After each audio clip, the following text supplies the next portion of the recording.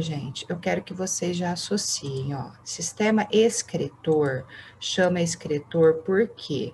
Porque ele elimina excretas. Elimina excretas. E excreta é bem diferente de excremento. Então, se eu falar um excremento, excremento eu vou associar sempre com fezes, cocô, restos da digestão. Excreta não é isso, certo? Então, eu vou associar excremento com restos de digestão. Excreta, sistema excretor elimina excreta. O que é um excreta? É tudo que a célula produz e não usa. Ou ela não vai usar porque é ruim para ela, ou porque está em excesso. Aí ela vai jogar fora. Então, olha a diferença. A célula produz e não usa o excreta. Tudo que a célula produz não é resto, não tem nada a ver com digestão, então é excreta. Daí, sistema excretor. O que pode ser um excreta, então? Um excreta pode ser água. Ah, mas água é bom, mas se a célula tiver em excesso, ela não vai usar, ela vai jogar fora. O que é excreta? Gás carbônico é excreta, embora não tenha nada a ver com urina, que é o que a gente vai ver aqui, mas gás carbônico é considerado excreta. A célula produz, não usa e joga fora, certo? Sais minerais, principalmente cloreto de sódio, que a gente alimenta aí em grande quantidade, sai na urina, tá? E no nosso caso, a ureia, que é um excreta nitrogenado, que eu já vou explicar, bastante abundante. Então, o sistema excretor elimina excreta. Então, sempre excreta, eu quero que você associe com urina, tá? Urina. Ah, mas tem ser vivo que faz xixi, que tem sistema excretor? Não, às vezes ele joga direto na água, por difusão, que eu vou falar. Mas sempre excreta, sistema excretor associa com urina. Não necessariamente vai ter rim, igual a gente, mas ele está eliminando excreta, que é o que a célula produziu, certo? Então, associa com a urina aí.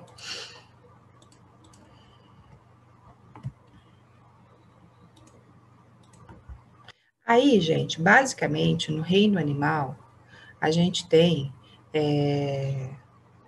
3 tipos de excretas. Tem um excreta que se chama amônia, tem um excreta que se chama ureia e tem um excreta que chama ácido úrico. E aqui, ó, eu coloquei o aminoácido, a proteína, porque esses excretas, eles vêm do metabolismo da proteína. Tá vendo? A proteína, o aminoácido, tem o grupo amina, que tem nitrogênio. Então, vai formar os excretas nitrogenados, ó, com N, que é o que a gente vai ter que eliminar, certo? Então, o metabolismo da proteína é que vai formar os excretas nitrogenados que a gente elimina na urina. E eu quero que vocês guardem exatamente nessa ordem aqui que eu vou falar, tá? Eu vou falar para vocês uma ordem que é amônia, ácido úrico, amônia, do jeito que tá aqui, ó, amônia, ureia e ácido úrico. Então, eu quero que você associe assim, ó, amônia é o excreta mais tóxico, certo? A ureia, ela vai ficar no meio termo, ela é mais ou menos tóxica.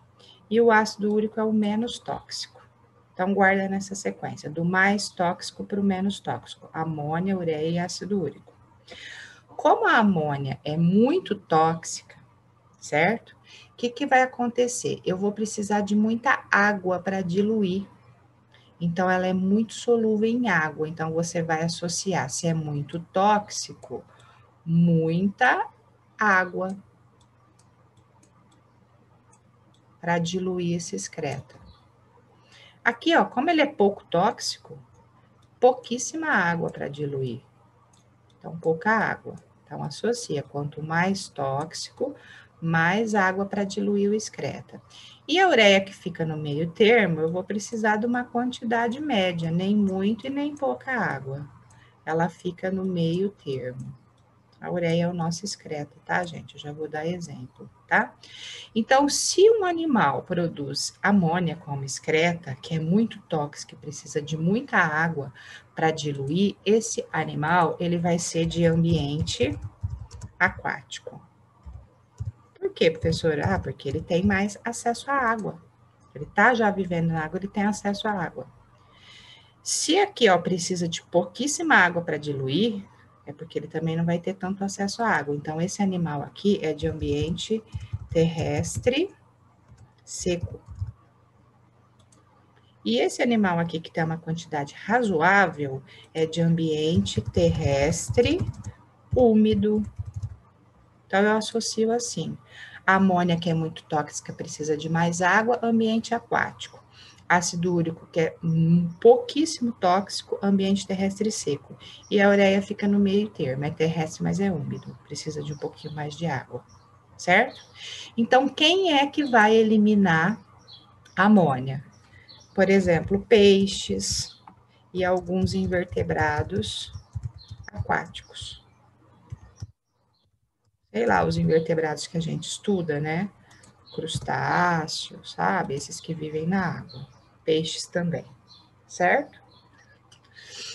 Ambiente terrestre seco. Quem excreta isso? Animal de ambiente terrestre seco, gente, é réptil. Considera-se ave e artrópode.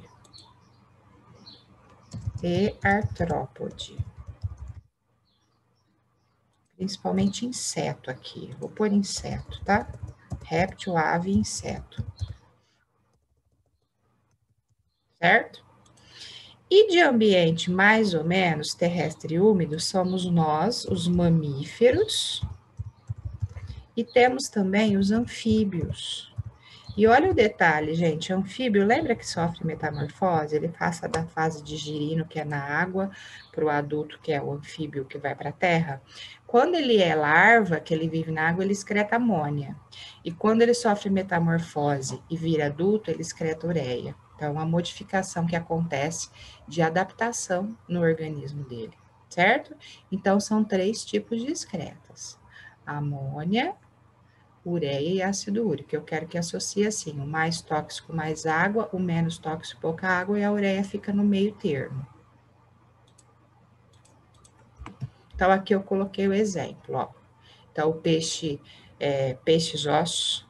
Aqui ele põe peixe osso, gente, porque o peixe cartilaginoso, que é o tubarão, para manter o equilíbrio interno dele, ele excreta ureia. É uma exceção, tá? Dos peixes, o peixe cartilaginoso. Mas todos os peixes ossos que vivem na água, o girino excreta amônia. Aí o mamífero, o sapo adulto, o anfíbio adulto e o peixe cartilaginoso, ureia. Réptil, ave, inseto, ácido úrico. E o que ele colocou aqui, ó? É mais tóxico, precisa de mais água. É menos tóxico, precisa de menos água. Então, daqui para lá, ó, aumenta a toxicidade e a quantidade de água que vai eliminar. Certo? Aqui que é o tubarão, né? Que ele tá falando aí que ele tem uma osmorregulação um pouquinho diferente. Então, para controlar esse equilíbrio interno, ele elimina ureia, que é um pouco menos tóxico, para ele poder economizar água, para não desidratar, certo? E aqui, ó, vai ter um detalhe bem importante. Então, o que eu vou fazer? Ó, deixa eu só pegar aqui um slide em branco para vocês, que eu prefiro desenhar. Vou desenhando, que eu acho que você associa mais fácil, tá? Eu não sei se vai aparecer, deixa eu interromper e compartilhar de novo. Então, aqui, acho que apareceu o slide em branco. Espero que sim. Então, veja só. Então, nesse lance de osmorregulação, o que é a osmorregulação, então? É quando o ser vivo, ele faz o equilíbrio de líquidos e sais no organismo. Então, nós fazemos osmorregulação. Eu posso beber 5 litros de água, mas isso não vai ficar no meu organismo. O meu rim vai fazer a osmorregulação. Ele vai eliminar o excesso de água e vai manter a quantidade de sais ideais. Eu vou ter um equilíbrio. Então, em geral, o sistema excretor tem a função de fazer a osmorregulação, que é o equilíbrio. tá? E aí tem um exemplo bem clássico de osmorregulação, que é o seguinte, é o peixe de rio, que é, no caso, rio de água doce, e tem o peixe de mar, que é o peixe de água salgada. Então, aqui, água salgada. Aí eu faço a pergunta, né? A água doce é porque tem açúcar? Claro que não, né? A água é doce porque ela tem menos sais. E a água salgada porque ela tem muitos sais, certo? Então, nesse contexto aqui, eu vou estudar a osmorregulação. E aí eu faço a pergunta: peixe bebe água? Depende. Depende do peixe. Então, eu vou desenhar aqui um peixinho, faz de conta que esse peixinho aqui, ó, vive no rio, então. É um peixinho de água doce, tá? E tá vivendo lá num ambiente com poucos sais e de boa. Como que vai ser a osmorregulação dele? E aqui um peixinho que vive no mar, num ambiente extremamente cheio de sais, né? Então, nós vamos entender como que vai ser a osmorregulação desse peixinho que vive num ambiente com mais sais. Então, a ideia é essa. Peixe bebe água? Depende. Depende do quê? Da concentração de sais do ambiente que ele vive. Por exemplo, aqui, ó, vamos pensar, eu vou representar por um mais. Aqui, gente, a água tem muitos sais. Então, a água está muito mais concentrada do que o peixe. O peixe está menos concentrado. Aqui é o contrário. Como a água do rio tem menos sais, a água está menos concentrada do que a parte interna do peixe. Lembra quando a gente estudou no primeiro ano de fusão e osmose? Aqui a gente vai ter que lembrar o conceito de osmose, certo?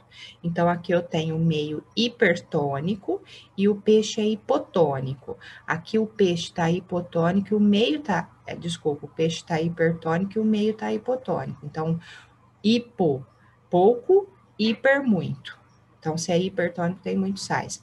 E aí, segundo os conceitos de osmose, que eu vou pôr aqui embaixo, ó, na osmose, o que, que vai acontecer? A água, ela vai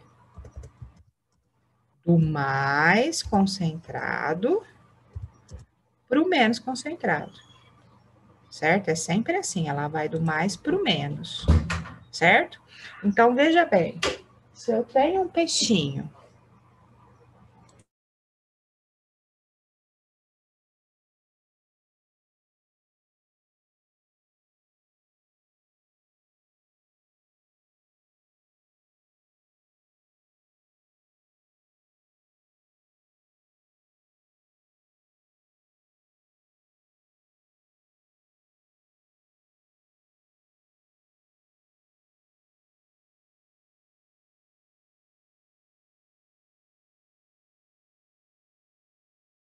também.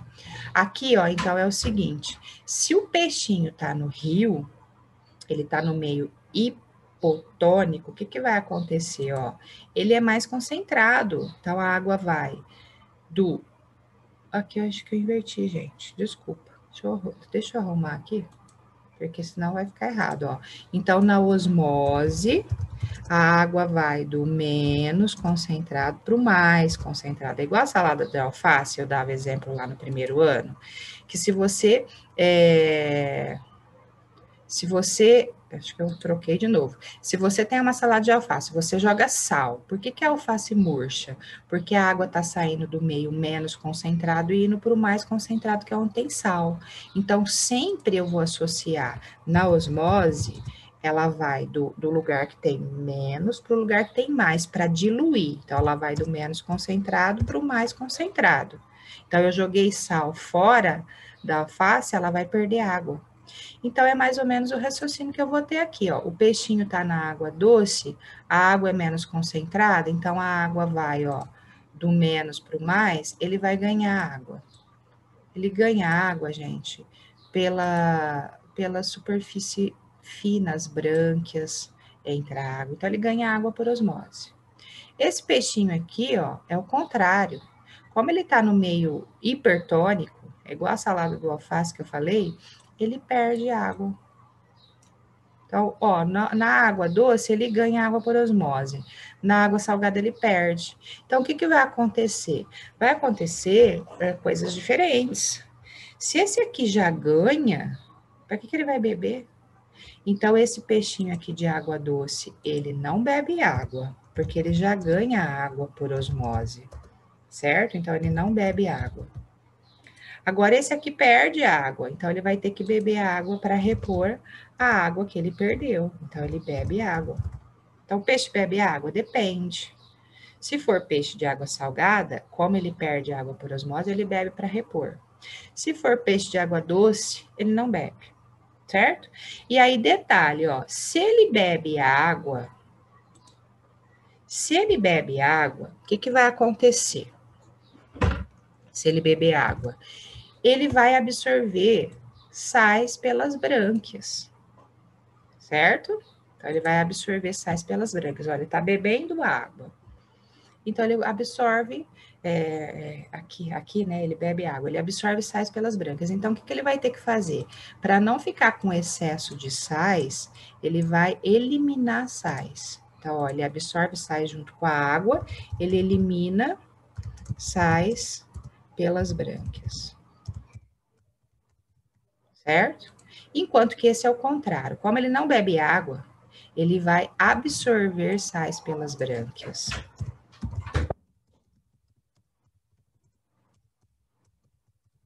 Certo? Então, um elimina sal e o outro absorve sal.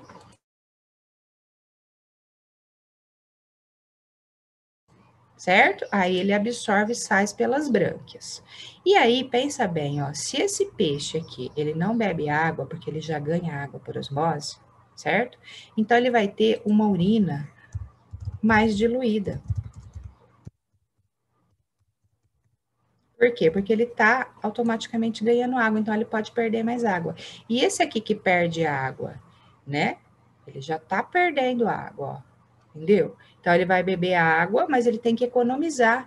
Então ele vai ter uma urina mais concentrada.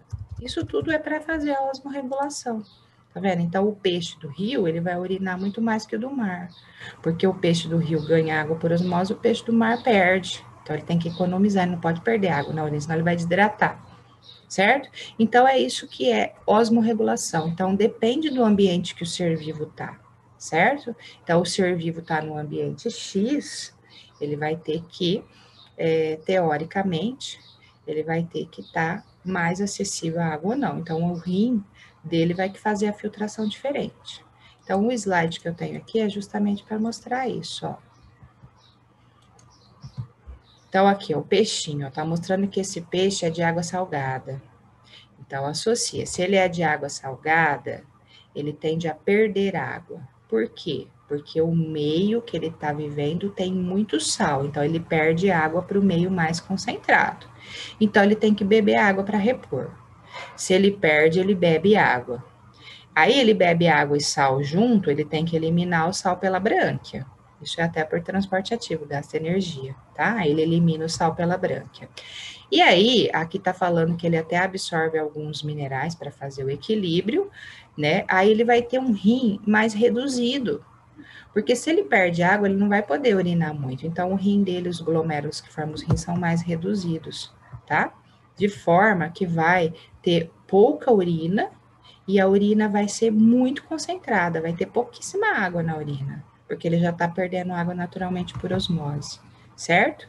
E aqui, como ele está absorvendo alguns sais para fazer o equilíbrio, que eu não vou cobrar isso, mas está falando que vai sair nas fezes. Então, o que, que eu quero do peixe de água salgada? Do peixe de água salgada, eu quero que você associe que ele bebe água, porque ele perde por osmose. Aí ele vai eliminar os sais pelas brânquias e vai ter uma urina muito concentrada com pouca água. O peixe de água doce é o contrário, ó. O peixe de água doce, então, ele tem a tendência a ganhar água naturalmente, porque ele é mais concentrado. Então, ele não bebe água. E ao contrário, ele vai absorver sais pelas brânquias. Aí, como ele ganha água, ó, os rins vão ser muito mais desenvolvidos, vai filtrar muito mais e ele vai urinar muito mais. Ele tem uma urina mais diluída. Então, isso chama-se osmorregulação. Aqui, ó, tá mostrando, gente, uma ave aquática. Essa ave aquática, eu vou falando aqui, eu vou interromper só um pouquinho. Essa ave aquática, elas têm glândulas do sal, chama-se glândulas do sal, certo? Geralmente fica pertinho do olho. Para que serve essa glândula do sal? Para eliminar excesso de sal mesmo. Por quê? Porque se ela bebe água do mar e é a única opção que ela tem, que é beber água do mar, imagina, ela vive no mar. Onde que ela vai beber água, gente? Ela vai beber a água do mar. Então, o que vai acontecer? Ela vai ter que eliminar esse excesso de sal. E aí, como que ela vai eliminar esse excesso de sal? Ela vai eliminar esse excesso de sal pela glândula do sal. Chama-se glândula do sal, certo? E aí, então, ela vai ter esse propósito, né? Essa glândula vai ter esse propósito, no caso. Tá? Vou compartilhar aqui de novo. Deixa eu ver aqui o slide que eu perdi. Peraí.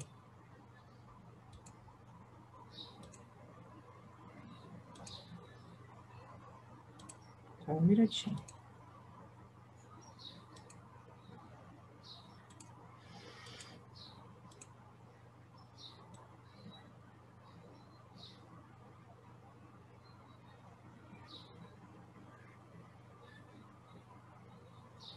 Aqui, achei.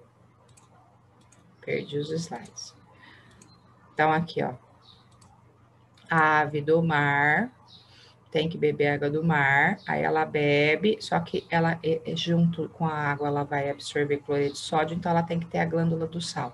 A tartaruga marinha também, gente. Eles falam que a tartaruga marinha dá a impressão sempre que tá chorando, porque a glândula do sal fica aqui pertinho no cantinho do olho, aí ela vai eliminando o sal pela glândula do sal. Tá sempre um brilhozinho de sais ali no olhinho dela, certo? Então, a glândula do sal. Por isso que a gente não pode beber água do mar, né? Porque a gente não tem meios para eliminar sal, só pela urina. A gente não tem jeito de eliminar igual o peixe pelas brancas, a gente não tem glândula do sal. Então, se a gente beber água salgada, literalmente a gente vai ter que ter mais água para diluir esse sal e a gente vai ter que urinar mais. Aí que desidrata mesmo, que você vai ter que urinar mais, né? E aqui está mostrando a evolução que eu falei. Então, nos primeiros filos do reino animal, ó, a esponja, não tem sistema excretor, os poríferos. Os excretas que a célula produz já é direto na água. Os selenterados, que é o grupo da água-viva, também não tem sistema excretor, os excretas já vão direto para a água. Então, a gente diz que a excreção é por difusão, da célula já vai direto para a água, certo? Eles não têm nada específico. Aí o primeiro filo a ter, teoricamente, alguma estrutura para excretar é o plateuminto, dos vermes achatados. Ele tem células flamas ou selenócitos. É uma célula, vamos só revisar aqui, ó, que tem um tufo de ciliozinhos que fica mexendo, aí os excretas vão entrando, e aí essas células vão formando canais, e vai ter um poro excretor na lateral do corpo aqui para eliminar o que seria a urina do verme, do plateuminto, certo? Então, plateuminto, células flamas. Aqui eu não tenho esquema, ó, mas é do nemateuminto, que é a lombriga. Então, tá lá o corpo da lombriga, por exemplo, que ela é um verme cilíndrico, né? Aí ela tem um canal dorsal, um canal ventral. E aí eles se comunicam por um canal único e tem um porozinho aqui. Então, isso aqui, ó, forma tipo um H, ó. Então, por isso que chama sistema em H. E aí a urina vai sair, então, por esse canal. Então, poríferos selenterados não tem nada para excreção, é por difusão. Aí o plateuminto, células flamas, o meateuminto, canal em H, e o anelídeo molusco, minhocas, caramujos, tem nefrídeos. Como é que é um nefrídeo? Ele é assim, ó, parece um funilzinho, e aí ele vai ter um canal e um poro. E um porozinho. Aí vai ter um monte de ciliozinhos aqui, e aí os excretas vão entrar e vai sair por esse poro. Aí eles têm um porozinho, os anelídeos, ó, dois, né? Um par de poros por anel. e aí vai saindo aqui a urina por esses poros. O caramujo é o poro na base da concha, mas eles excretam por nefrídeos, importante, tá? Excreção por nefrídeos.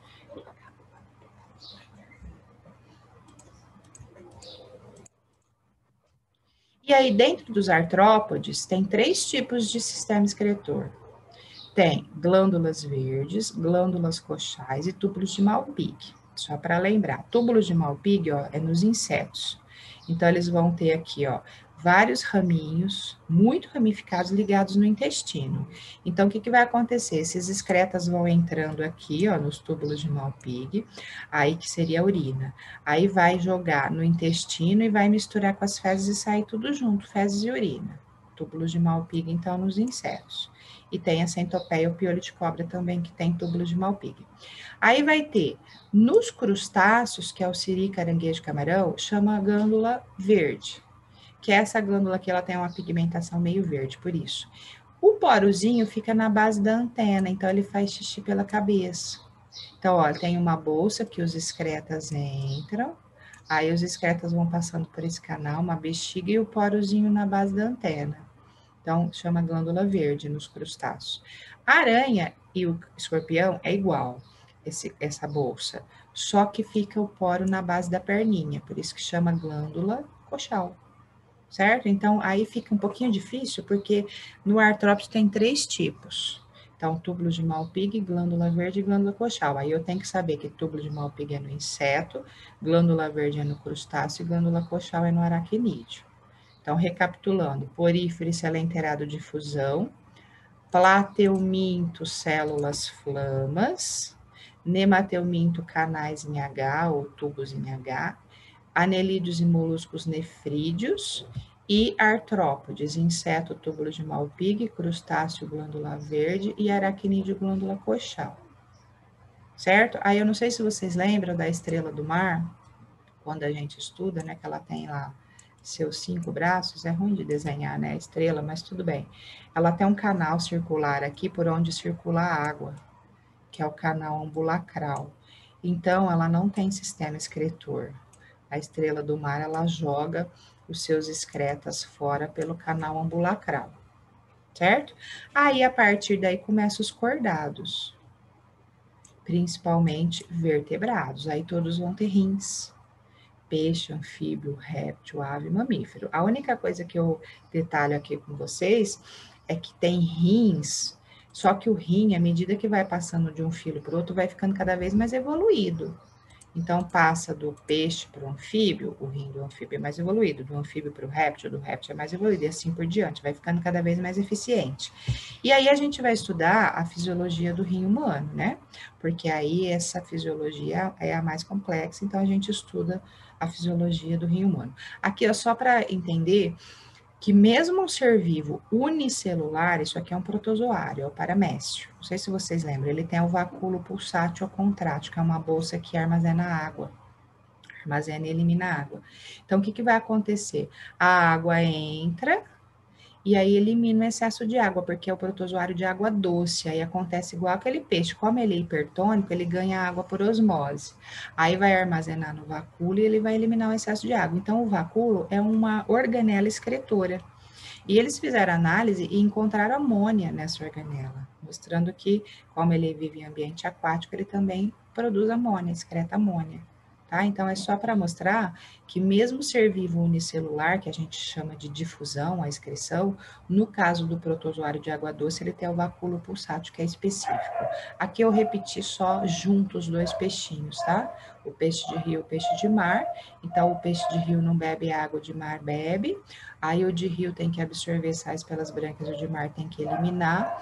O de rio vai eliminar pouca água na urina, né? Desculpa, muita água na urina, porque ele ganha água por osmose, e o de mar, pouca água na urina, porque ele já perde água por osmose, certo?